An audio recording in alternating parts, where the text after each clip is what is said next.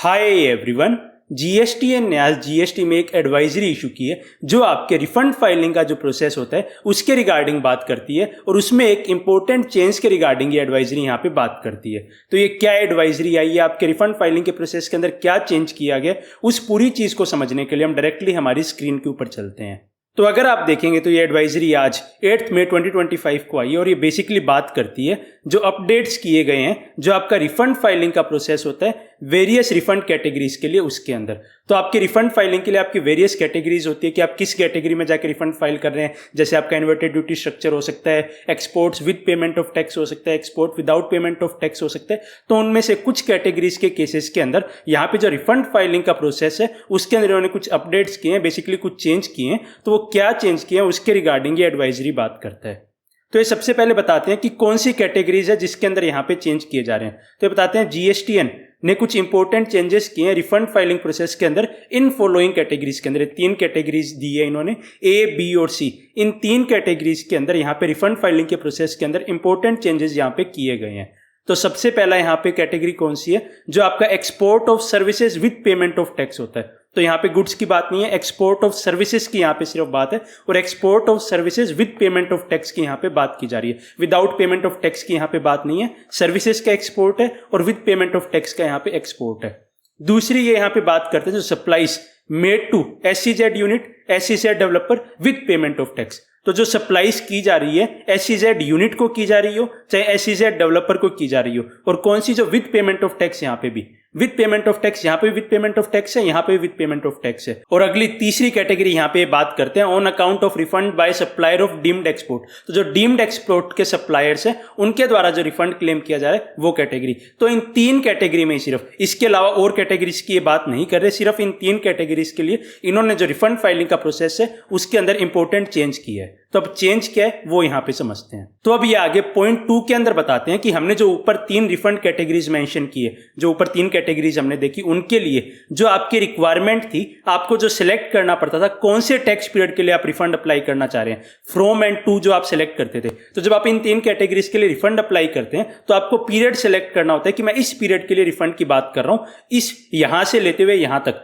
From to. ये period जो आप सिलेक्ट करते हो उसकी जो रिक्वायरमेंट थी आपको सिलेक्ट करने की रिफंड एप्लीकेशन फाइल करते वक्त, उसे यहां पे रिमूव किया जा रहा है। तो इन 3 कैटेगरीज के केस के अंदर आपको अब से जो आप पीरियड सिलेक्ट करते थे कि आप कौन से पीरियड का रिफंड लेना चाह रहे हैं, फ्रॉम टू, तो वो अब आपको सिलेक्ट करने की यहां पे जरूरत नहीं है। तो जब अब आपको फ्रॉम एंड टू सेलेक्ट नहीं करना है तो अब किस तरह से मैकेनिज्म यहाँ पे काम करेगा, तो जो टैक्स पेयर है वो डायरेक्टली प्रोसीड करेंगे सेलेक्टिंग रिफंड कैटेगरी और उसके बाद क्रिएट रिफंड एप्लीकेशन पे। तो आपको इनमें से कैटेगरी सिलेक्ट करनी है और उसके बाद सीधा आप क्रिएट रिफंड एप्लीकेशन के ऊपर जा सकेंगे, आपको फ्रॉम एंड टू सेलेक्ट नहीं करना। अब ये इसके बाद आगे पॉइंट 3 के अंदर बोलते हैं कि टैक्स पेयर्स है वो ये चीज इंश्योर कर ले जो भी उनकी रिटर्न ड्यू है, 1 ड्यू है, 3B है या उसके अलावा भी कोई उनकी रिटर्न ड्यू है, जो आपकी जिस डेट को आप रिफंड फाइल कर रहे हैं उस डेट पे जो आपकी रिटर्न्स ड्यू है वो सारी की सारी आप फाइल कर लें। मान लीजिए अभी 20 तारीख तो आई नहीं, आपकी 3B तो ड्यू हुई नहीं, तो आपको वो फाइल नहीं करनी। जिस डेट पे आप रिफंड फाइल कर रहे हैं उस डेट पे जो भी आपकी रिटर्न्स ड्यू है वो आपकी फाइल होनी चाहिए, उसके बाद ही आप रिफंड एप्लीकेशन यहाँ पे फाइल करें। तो अब इसके बाद आगे पॉइंट 4 के अंदर ये समझाते हैं कि बेसिकली ये करना क्या चाह रहे हैं, टू एंड फ्रॉम हटा के इसके अंदर एक चेंज क्या लाना चाह रहे हैं। तो ये बेसिकली बताते हैं जो आपकी रिफंड कैटेगरीज ऊपर दी हुई 3 कैटेगरीज दी, उनके अंदर जो टैक्स पीरियड बेस्ड फाइलिंग होती थी कि एक टैक्स पीरियड किस पीरियड से लेके किस पीरियड तक की आप रिफंड एप्लीकेशन फाइल कर रहे हैं, जो टैक्स पीरियड बेस्ड फाइलिंग थी उसे यहां पे हटाते हुए इनवॉइस बेस्ड फाइलिंग की जा रही है। तो अब आपकी पीरियड वाइज आपकी फाइलिंग नहीं हो रही, आपकी इनवॉइस वाइज फाइलिंग हो रही है कि आप कौन से इनवॉइस का रिफंड लेना चाह रहे हैं, वो इनवॉइस की आप डिटेल्स दे दीजिए। पहले आप पीरियड वाइज फाइलिंग करते थे, अब टैक्स पीरियड बेस्ड आपकी फाइलिंग हटाते हुए इनवॉइस बेस्ड फाइलिंग की तरफ ये मूव कर रहा है। तो ये इनवॉइस बेस्ड फाइलिंग किस तरह से वर्क कर रहा है, तो जो आपके टैक्स पेयर्स है वो अपलोड करेंगे जो भी एलिजिबल इनवॉइसेस है जिनका वो रिफंड क्लेम करना चाह रहे हैं इन स्टेटमेंट्स के अंदर। तो ये 3 स्टेटमेंट यहां पे बताते हैं A, B और C के अंदर, स्टेटमेंट 2, स्टेटमेंट 4 और स्टेटमेंट 5B। तो स्टेटमेंट 2 के अंदर आप कौन सी डिटेल डालोगे, export of services with payment of tax डालोगे, services with payment of tax वाली जो ऊपर पहली कैटेगरी थी, SEZ supplies with payment of tax आप 4 के अंदर डाल दोगे, और डीम्ड एक्सपोर्ट वाले केसेस के अंदर जो सप्लायर यहाँ पे आपकी एप्लीकेशन फाइल कर रहे हैं वो आप स्टेटमेंट 5B के अंदर दिखा दोगे।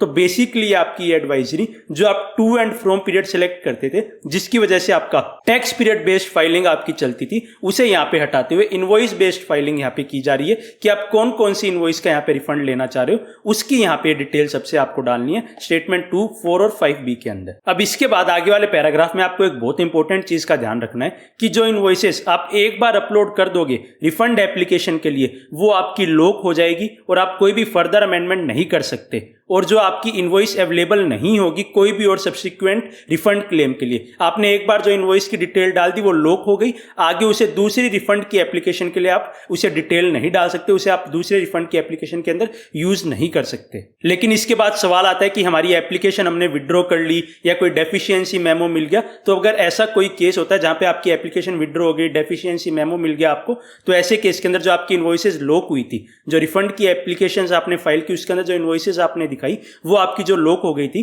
जो आपका डेफिशिएंसी मेमो अगर आपको मिल जाता है आपने एप्लीकेशन विड्रॉ कर ली तो वो आपकी दोबारा से अनलॉक भी कर दी जाएगी। तो उस केस के अंदर यहाँ पे कोई भी इशू नहीं है। बेसिकली इस एडवाइजरी से जो भी आपकी period based tax period based filing थी उसे इनवॉइस बेस्ड फाइलिंग पे जा रहे हैं। आपने वो डिटेल एक बार एप्लीकेशन के अंदर डाल दी इनवॉइसेस की तो वो इनवॉइसेस आपकी यहाँ पे लॉक हो जाएगी। तो आई होप आपको हमारे आज के इस डिस्कशन के थ्रू जो ये नई एडवाइजरी आई है, जो रिफंड फाइलिंग के प्रोसेस के अंदर यहाँ पे चेंज आया है, उसके रिगार्डिंग आपको एक कंप्लीट क्लैरिटी मिली होगी। और अब से आपको आगे जाते हुए इन 3 स्पेशल केसेस के अंदर आपको रिफंड की एप्लीकेशन किस तरह से फाइल करनी है उसके रिगार्डिंग आपको एक क्लैरिटी मिली होगी, ताकि आप पोर्टल पे जाएं तो आप कंफ्यूज ना हो कि ये चेंजेस क्या आ गए हैं, किस तरह से ये चेंजेस आ गए हैं, उसके रिगार्डिंग आपको एक क्लैरिटी मिली होगी। एंड आई ऑल्सो होप कि ये वीडियो आपके लिए हेल्पफुल रही होगी। So finally thanks for watching and stay tuned.